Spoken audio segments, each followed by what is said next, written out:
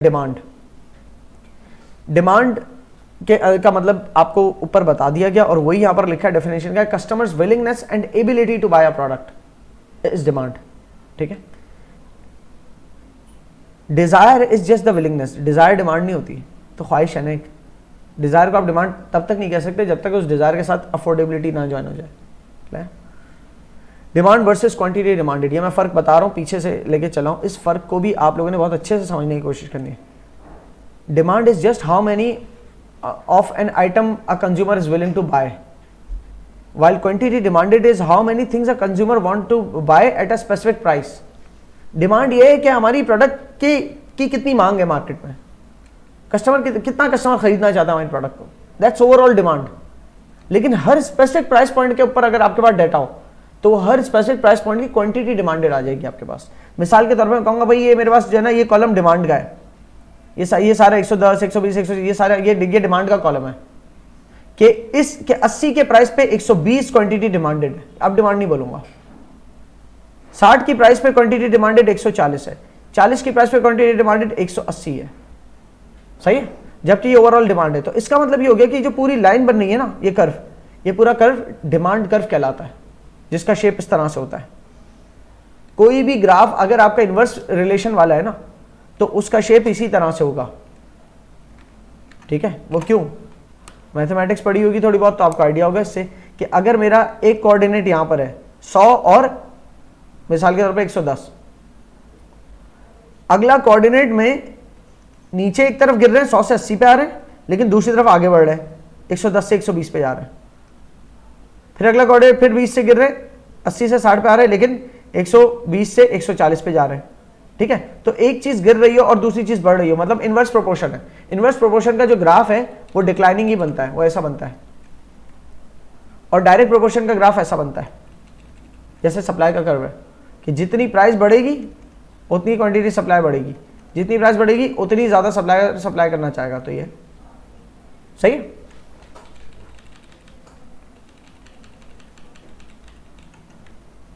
So quantity demanded के बारे में हमने क्या बोला, इज मोर क्वांटिटी डिमांडेड हमारे लिए एक ज्यादा डिटेल्ड मैट्रिक है। मैट्रिक का मतलब मेजरमेंट, ठीक है ना। जब लिखा होता है ना मैट्रिक टन, तो इसका मतलब होता है measurement in ton, measurement in ton. अगर मैं लिखता हूं टन 5 टन, तो इसका मतलब 5000 kg। अगर मैं लिखता हूं 5 मेट्रिक टन, तो इसका मतलब भी 5000 kg है। मैट्रिक का मतलब measurement, measurement in tons. Metric को देख के भी लोग 3 0 लगा देते हैं।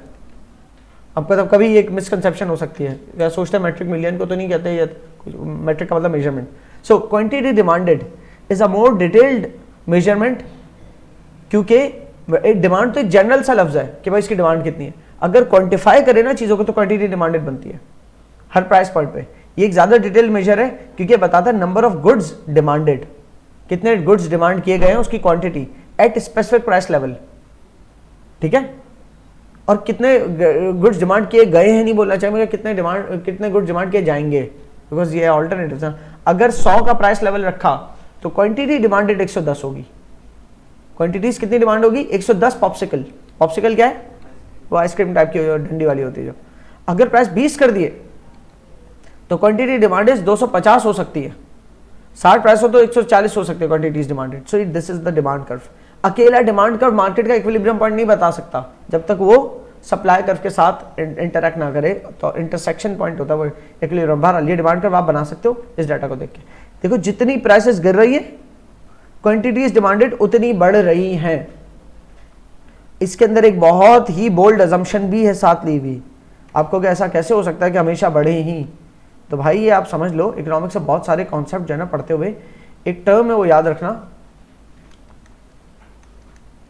सेटेरिस पेरिबस। ये इंग्लिश की टर्म नहीं है, Greek Latin what ever it is, but it's not English. इसका मतलब ये होता है all else remaining the same,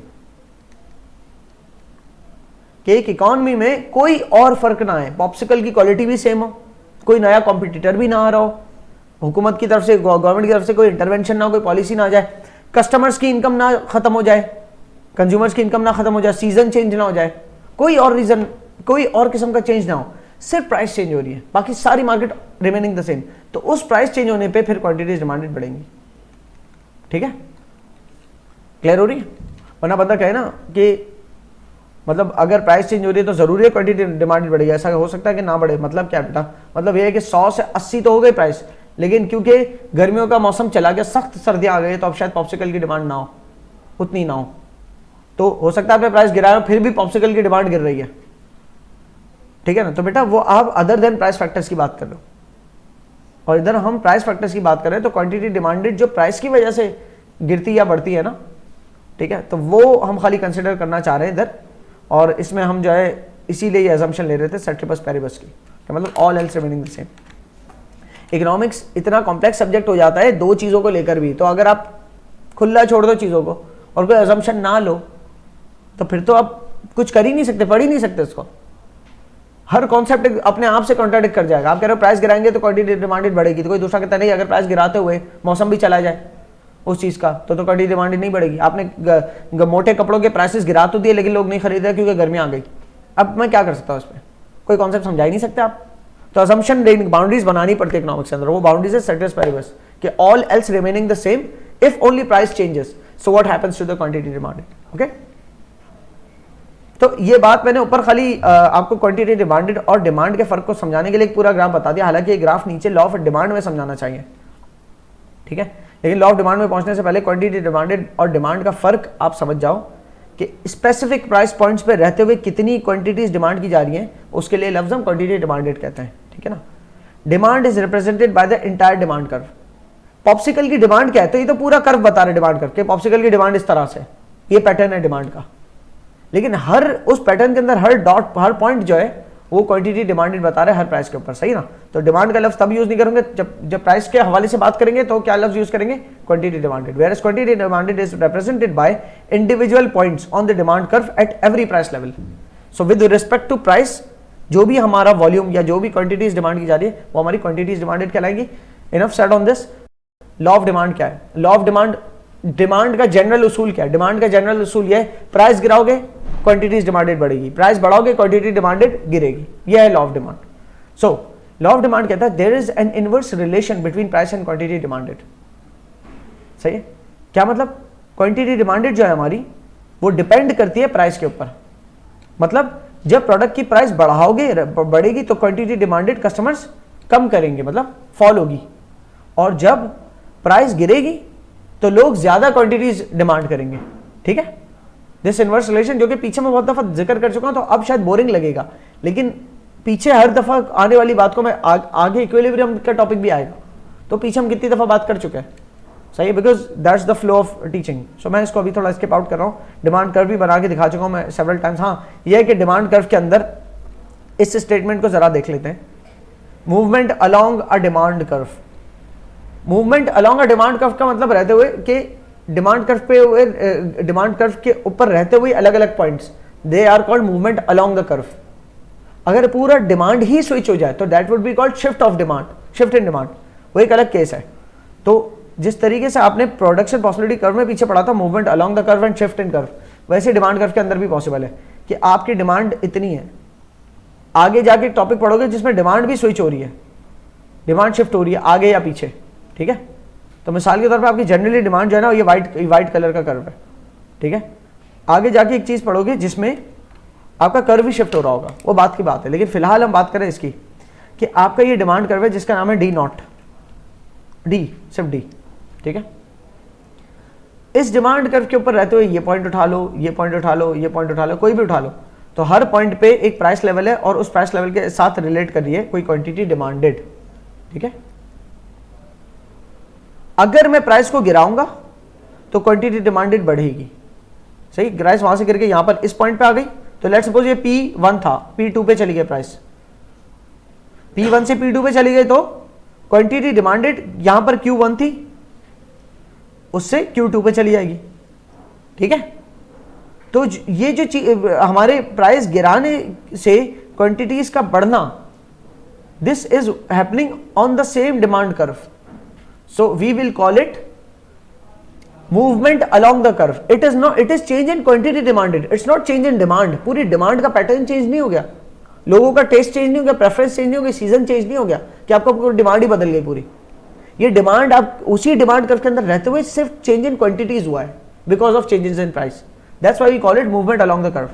तो मैं अगर चाहूं तो इस वाले पॉइंट को उठाऊं, इसको तो फिलहाल मैं थोड़ी देर के लिए अलग कर रहा हूं, मैं चाहूं तो इस वाले पॉइंट को उठाऊं और इसको आगे ले जाऊं, ये this is called movement along the curve. Why does it happen?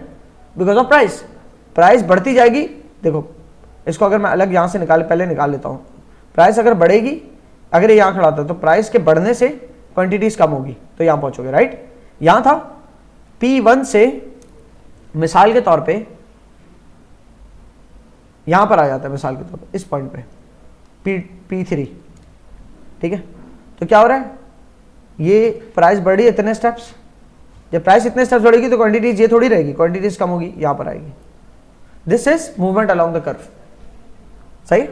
Movement along the curve जो होता है ना, उसे हम कहते हैं चेंज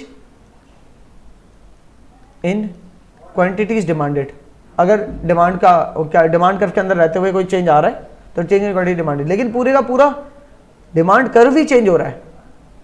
यहां था, यहां पर खड़ा था, उठ के डिमांड ही बढ़ गई, that would not only be change in quantity demanded, rather it will be called change in demand, कि डिमांड ही पूरी बंदा ही बदल गया, कर्व ही बदल गया, सही है।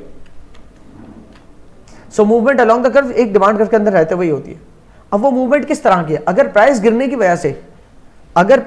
वजह से क्वांटिटी डिमांडेड बढ़ती है, this movement is called extension.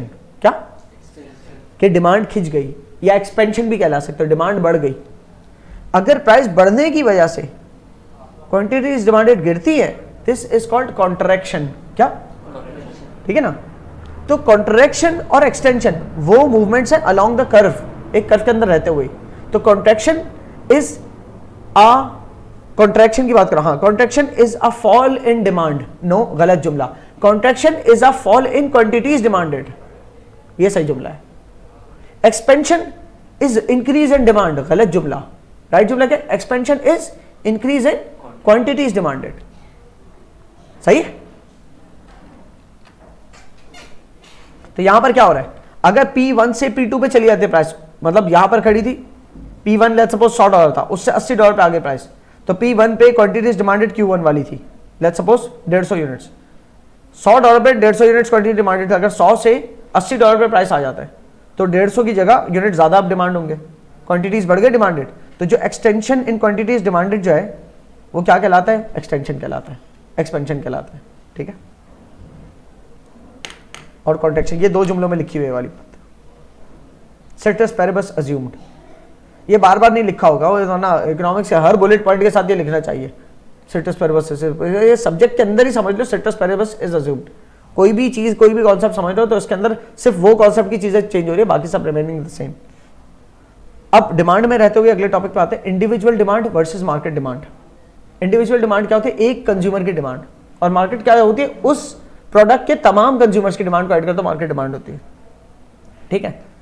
अब हम यूजुअली जो भी पढ़ते हैं मार्केट डिमांड होता है, हमने ऊपर जो भी कर्व बनाए मार्केट डिमांड कर्व है, इंडिविजुअल के नहीं है, क्योंकि एक एक इंडिविजुअल के कर्व अलग अलग बनाओगे, 1000 कस्टमर्स हैं अगर किसी भी प्रोडक्ट के, तो उन सबके इंडिविजुअल कर्व्स बना के क्या कुछ कोई कहाँ किस नतीजे पर पहुंचोगे? कोई मार्केट का डिसीजन थोड़ी ले पाओगे, आपको मार्केट डिमांड सम अप करके करनी पड़ती है। तो पहले इंडिविजुअल को समझो, एक मेरा कंज्यूमर ए है, अच्छा ये पिक्चर जो है ना कोई इकोनॉमिक्स से ली गई है, तो जब लो कोई और किसी की तस्वीर वगैरह तो वो दे देने का इसमें रेफरेंस। सो एक कस्टमर ए है हमारा, कंज्यूमर, किसी हमारा नहीं, एक इकोनॉमी में किसी चीज की मार्केट है। मिसाल के तौर पे ये मार्केट है आपके ट्रेडमिल्स की, ट्रेडमिल की मशीनरी या एक्सरसाइज की कोई मशीनरी, मैं फिलहाल ट्रेडमिल्स की मिसाल ले रहा हूँ, उसकी मार्केट है। उस मार्केट के अंदर एक कस्टमर ये है, एक कस्टमर ये है। जो ये वाला कस्टमर है वो अगर $4 की तो नहीं होती, खैर ये 3 जीरो कॉमन ले लेता हूँ, नहीं बहुत महंगी हो जाएगी, 2 जीरो कॉमन लेता हूँ, चलो $400 की अगर हुई ट्रेडमिल तो ये एक भी नहीं खरीदेगा, ये नहीं खरीदेगा। अगर $200 की हुई तो ये तकरीबन एक खरीद रहा है, अगर $300 की हुई तो आधी ट्रेडमिल खरीद रहा है, पॉसिबल नहीं है, ठीक है। आधे का हिसाब करना है तो फिर ट्रेडमिल की मिसाल चेंज करके मैं मिल्क कर रहा हूँ बस, और लीटर्स है वो, अब सही है, नीचे लीटर्स है, क्वांटिटी डिमांडेड इन लीटर्स, सही है। तो अगर $4 का लीटर हुआ तो नहीं लेगा, $3 का लीटर हुआ तो आधा लीटर लेगा, $2 का लीटर हुआ तो 1 लीटर लेगा, $1 का लीटर हुआ तो 1.5 लीटर्स ले रहा है, ठीक है। ये एक कस्टमर है। दूसरा कस्टमर क्या है, $3 का, $4 तो दूर की बात, $3 का भी हुआ तब भी नहीं ले रहा, तब भी 0 लीटर्स ले रहा है दूध। अगर $2 का दूध हुआ तो कितना, एक लीटर ले रहा है। अगर $1 का हुआ तो तकरीबन 1.5, कितना ही है, 2, हाँ 2 के करीब है, तकरीबन 2 लीटर ले रहा है। क्लियर। अब समझो ये 2 ही कस्टमर है पूरी मार्केट के अंदर, तो इन दोनों की डिमांड मिला दो तो मार्केट डिमांड बनेगी। ये इनके इंडिविजुअल डिमांड कर्व्स हैं, मार्केट डिमांड कर्व बनाते हैं अब इसी का।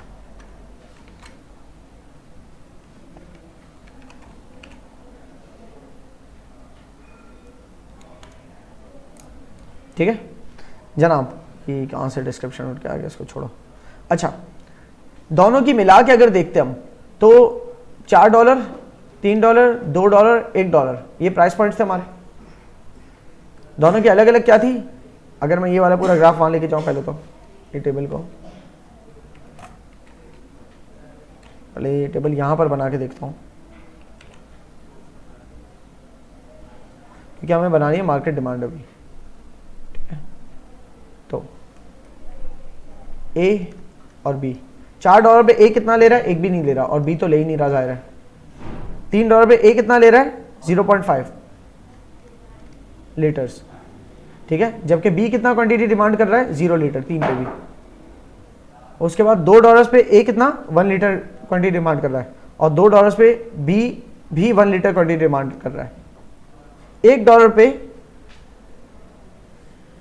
जो ए है हमारा कितना लीटर क्वांटिटी डिमांड कर रहा है, 1.5 लीटर्स, और $1 के ऊपर ये कितना कर रहा है, 2 लीटर्स।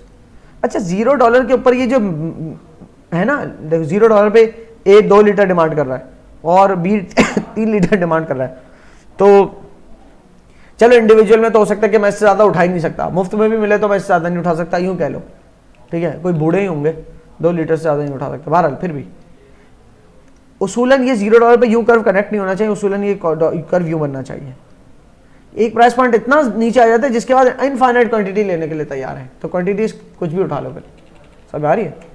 लेकिन अभी इंडिविजुअल का है तो चलो चलता है, कोई मसला नहीं है। फिलहाल मेरे लिए काम की बात यहाँ तक है, ठीक है। अब हमारे पास अलग अलग प्राइस पॉइंट्स पे अलग अलग क्वांटिटी डिमांडेड अलग अलग कंज्यूमर्स के आ गए। ये ए की क्वांटिटीज डिमांडेड है, ये बी की क्वांटिटीज डिमांडेड है। अगर मैं इन 2 की जगह, ए और बी की जगह मैं मार्केट की डिमांड निकालूं, बस क्वांटिटी डिमांडेड पूरी मार्केट की, तो $4 पे 0 है, $3 पे टोटल कितनी हुई 0.5, $2 पे कितनी हुई टोटल $2 लीटर्स, और $1 पे टोटल कितनी हुई 3.5 लीटर्स, ठीक है ना। तो ये समझ में आ गया किस तरह हमने कंपोज किया, तो इसका काम खत्म हमारा। अब इसके बेस के ऊपर कर्व बना रहे हैं, $4 पे 0, $3 पे 0.5, $3 पे 0.5, $2 पे 2 पे देखो तो तकरीबन 2 के करीब ही आ रही है, ठीक है ना। $1 पे कितनी है हमारे पास 3.5, यहाँ पर $1 पे कितनी बन रही है, तकरीबन 3.5 के करीब बन रही है, ठीक है। क्लियर है। ये पूरी मार्केट के तमाम कस्टमर्स के, और इसके बेसिस पे ही मार्केट डिसीजंस होते हैं कि पूरा मार्केट डिमांड कर्व क्या है। क्लियर हो गया individual demand versus market demand का फर्क, ठीक है।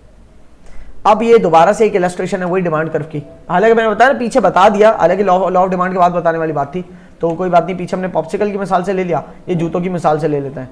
$100 के अगर है एक भी बूट नहीं बिकेगा मार्केट में, $80 के हैं तो 5 बूट्स बिकेंगे, $60 के हैं तो 15 बूट्स बिकेंगे। अगर $40 का एक बूट है आपका, कोई स्पेसिफिक खास बूट है, वो $30 अदद जूते बिक रहे हैं, $10 का है तो 65 जूते बिक रहे हैं, ठीक है। और तुम देख रहे हो उसके बाद ये कनेक्ट नहीं हो रहा। हो सकता है कि $2 का तो फिर बस बिकते ही चले जाए, फिर कोई बस नहीं है, फिर तो कस्टमर्स इनफाइनाइट हो जाए। समझ में आ रही बात। सो दिस इज हाउ $100 पे लेकिन 0 है, कोई डिमांड नहीं कर रहा है, इतना महंगा एक भी जूता नहीं बिकेगा, सही है। इसके साथ सप्लाई कर्व को इंटरेक्ट होते हुए जब आप देखोगे तब आप मार्केट को, अभी सिर्फ डिमांड का एक कर्व बना हुआ है, सप्लाई कर्व इसी ग्राफ में एक और ऐड होता है, तब जाके हमारा इक्विलिब्रियम पॉइंट समझोगे, लेकिन वो टॉपिक जब आएगा तब। अब एक सवाल है, why does the demand curve slope downwards towards the right? Demand curve जो है वो इस तरह के शेप का क्यों है कि sloping downwards towards the right है, या कह दो sloping upwards towards the left, मतलब डिमिनिशिंग कर्व क्यों है? तो एक तो इसका ग्राफिकल रीजन है कि भाई इनवर्स रिलेशन है, आपके एक्स एक्सिस में जो नंबर्स हैं और वाई एक्सिस में जो नंबर्स हैं उनका आपस में इनवर्स रिलेशन है कि जब वाई एक्सिस के नंबर्स गिरते हैं तो एक्स एक्सिस बढ़ता है।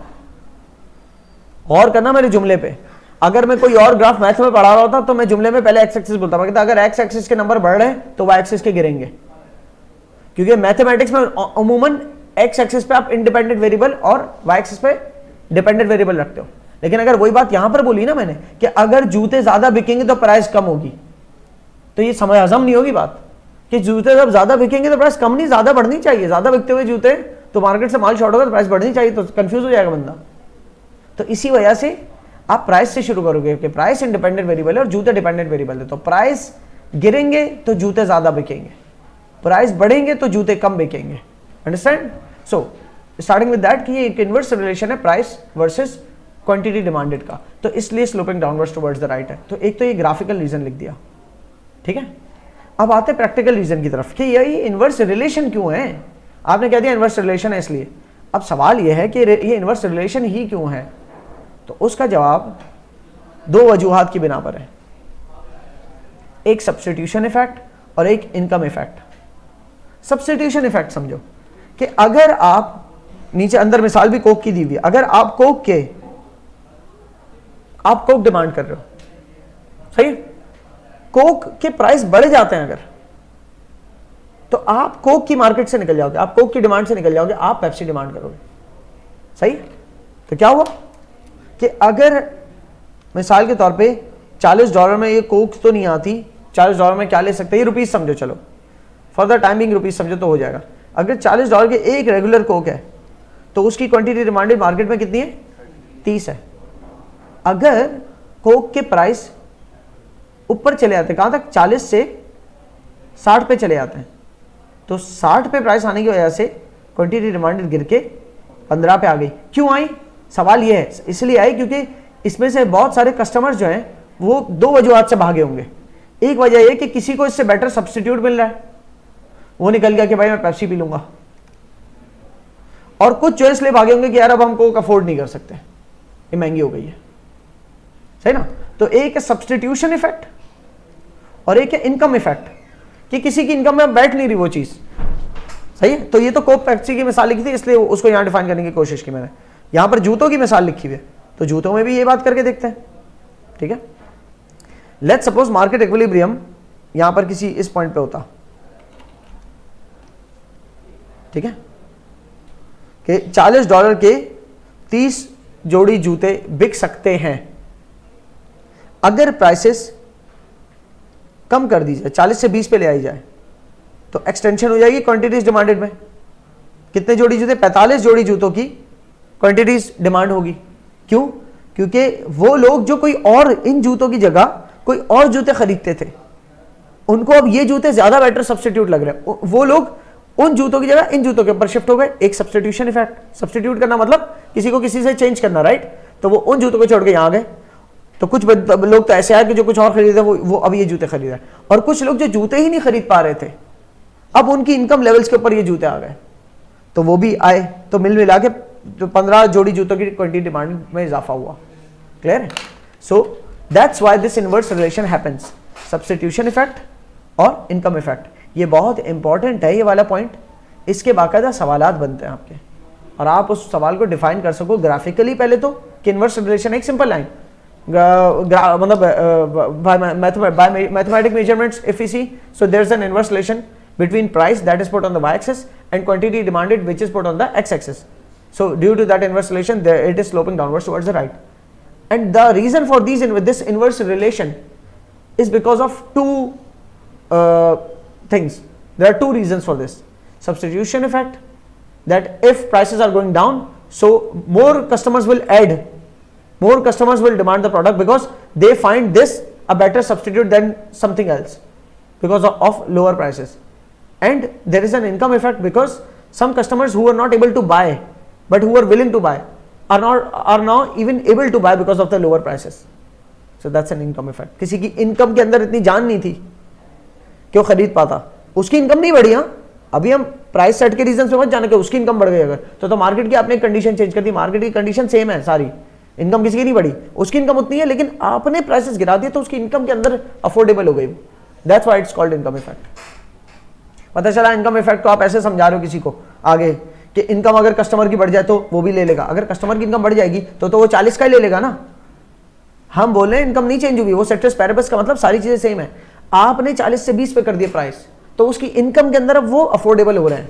अब आ जाते हैं नेक्स्ट टॉपिक के ऊपर, विच इज नो, पिछले टॉपिक तक मूवमेंट अलोंग द कर्व कर रहे थे, तो हम उसको कह रहे थे changes in quantity demanded, movement along the curve. एक ही कर्व के अंदर रहते हुए रद्दो बदल, और कर्व ही चेंज हो जाए, पूरा बंदा ही चेंज हो जाए, ये भी तो पॉसिबल है ना। शिफ्ट इन डिमांड जिसे हम कहते हैं, उसकी तरफ हम बढ़ रहे हैं। Shift in demand curve, so far we have seen that if there is a change in quantity demanded due to a change in price, then it is the case of movement along the demand curve, movement on the demand curve, right? और ये क्या कहलाता हमारा change in quantity demanded. But if there is a change in quantity demanded but no change in price, अगर लोग और demand कर रहे हैं लेकिन प्राइस में कोई तब्दीली नहीं आई, प्राइस गिरा ही नहीं, फिर भी लोग ज्यादा डिमांड कर रहे हैं, now that thing cannot be put on the graph that way. सोचो कि आपका एक ये ग्राफ है, ठीक है, इसमें अचानक से पॉइंट एक ये आ जाए। करंट पॉइंट्स क्या है? करंट पॉइंट्स अगर मैं ऊपर जाऊं ग्राफ के तो ये सारे हैं, ठीक है, जिसके बेस पे वो पूरा ग्राफ बना है, सही है, ये सारे पॉइंट्स।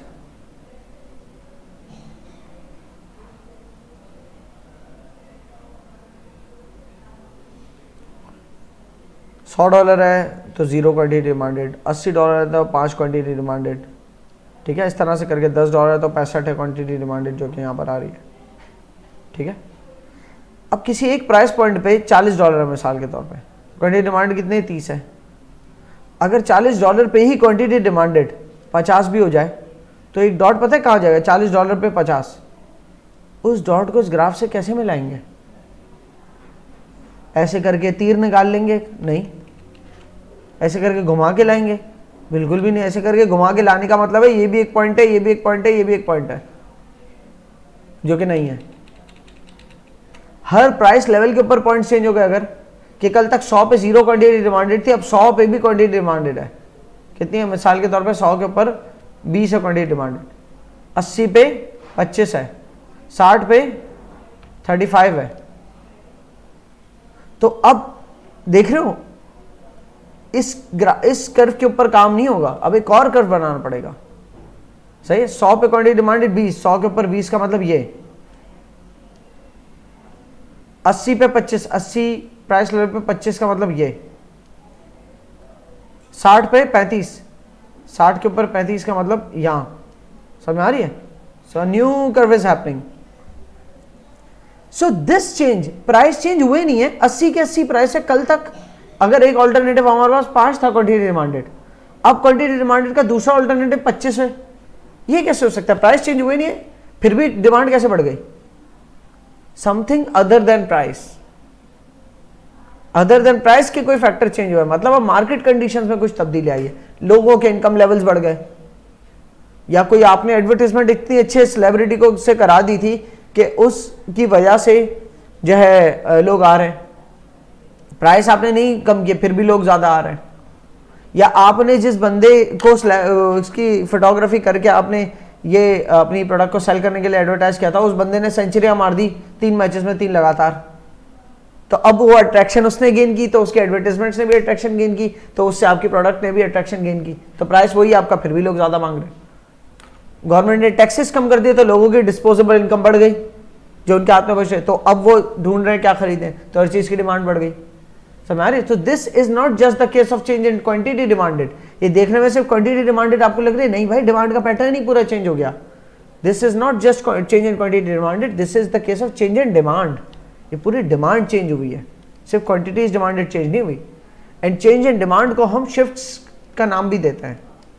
ये कौन सा शिफ्ट है? आउटवर्ड शिफ्ट या टुवर्ड्स द राइट, ठीक है ना। जो राइट साइड पे शिफ्ट है उसको हम एक्सटेंशन इन डिमांड नहीं कहेंगे, शिफ्ट हुआ है। एक्सटेंशन तो अलोंग द कर्व होती है ना, ये एक्सटेंशन नहीं है कि एक ही चीज को लेकर खींच रहे हो ना भाई। एक्सटेंशन वो थी सेम रबर बैंड को खींच रहा होता, अब रबर बैंड ही बदल गया है, समझ आ रही है? This is change in rubber band. एक मिसाल दे रहा हूं लैंग्वेज चेंज करके थोड़ी सी। So this is shift in demand, इसको राइज इन डिमांड कहो, शिफ्ट इन डिमांड कहो। शिफ्ट के लफ्ज से समझ नहीं आ रहा कि शिफ्ट कौन सा हुआ है, बड़ा है या कम हुआ है, तो बेहतर है आउटवर्ड शिफ्ट बोलो या राइज इन डिमांड बोलो इसको, लेकिन राइज इन क्वांटिटी डिमांडेड मत बोलना आप, ठीक है। इस केस में जब प्राइस चेंज हुए बगैर अगर क्वांटिटीज डिमांडेड में कोई फर्क आ रहा हो, क्लियर है? तो इस बात को लेकर अब जरा लैंग्वेज को पकड़ो, जानबूझ के कहीं कहीं लिख के काटा है। If there is a change in quantity demanded but no change in price, then such change for any other reason would be called change in demand, ठीक है। ये देन लिख दिया ना यहां पर, तो यहां पर देन नहीं आएगा, ये गलत है। Wow. For example, a supplier has not changed the product's price, even then the product's demand falls। supplier quantity demanded नहीं है, डिमांड, क्योंकि प्राइस चेंज नहीं किए तो आप ये नहीं कहोगे कि क्वांटिटी डिमांडेड गिर गई, बल्कि क्या गिर गई? डिमांड गिर गई उसकी। एक सप्लायर है उसने अपने प्राइस बढ़ाए नहीं है, जब प्राइस वही के वही है, फिर कैसे डिमांड गिर गई? फिर अगर डिमांड गिरी तो इसका मतलब डिमांड का पूरा पैटर्न चेंज हो गया है, it's a change in demand.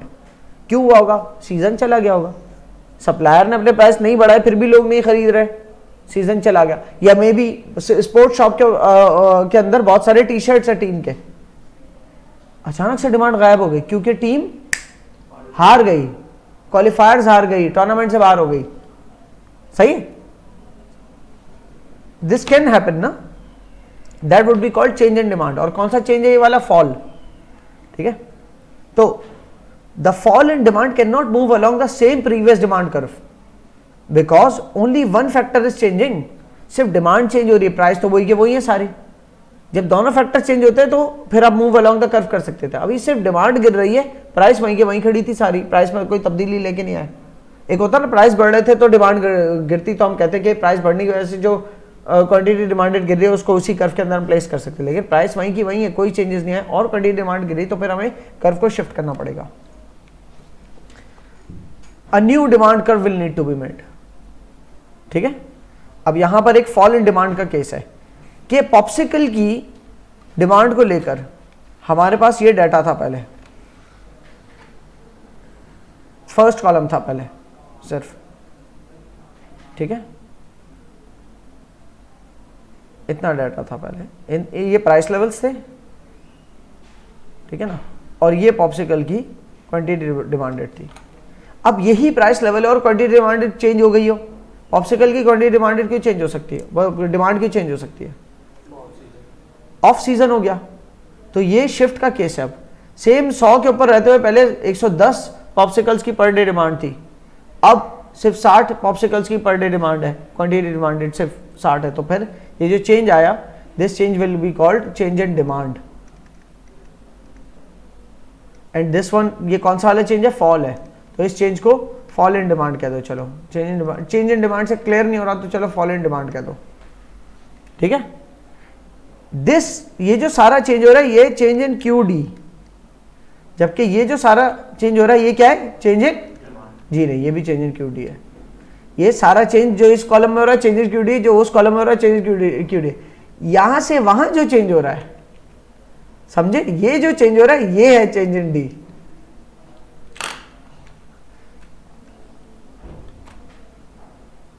कभी कभी जगाने के लिए सब करना पड़ता है।